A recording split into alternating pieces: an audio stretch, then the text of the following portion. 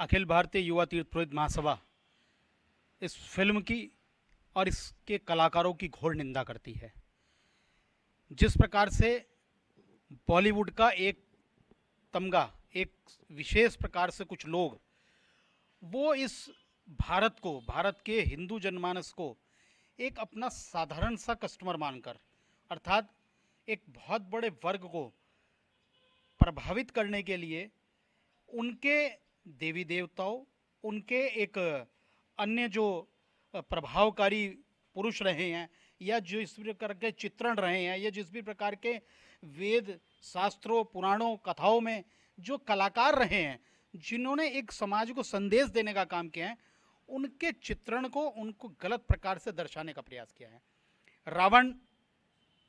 एक राक्षस था, एक आतताई था, लेकिन उससे अलग वो एक बहुत विद्वान पुरुष था। एक ऐसा व्यक्तित्व जिसको समझने के लिए, जिसको नियंत्रित करने के लिए साक्षात भगवान को इस पृथ्वी पर जन्म लेना पड़ा। और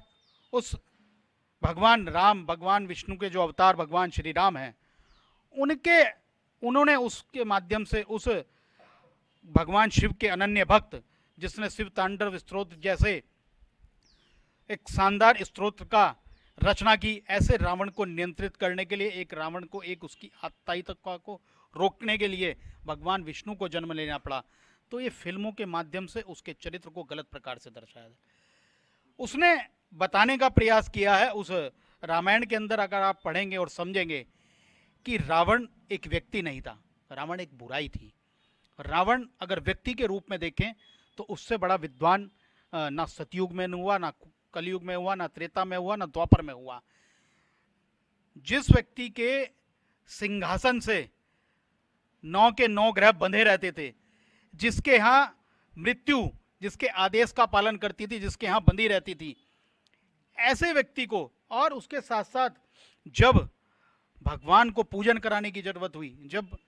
सेतु निर्माण के कार्य का प्रारंभ हुआ, तो वहाँ जब पूजा कराने के लिए जब विद्वान ब्राह्मण की आवश्यकता पड़ी, तो उस समय रावण को लाना पड़ा।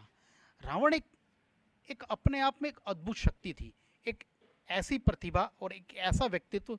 जिसने समाज को संदेश दिया कि अगर आप अहंकारी बनेंगे, आपके पास आने वाली सभी उपलब्धियां, सारे विचार, सारे अच्छे कर्म आप समाहित कर लेंगे, तो आपको अहंकार करने की जरूरत नहीं है।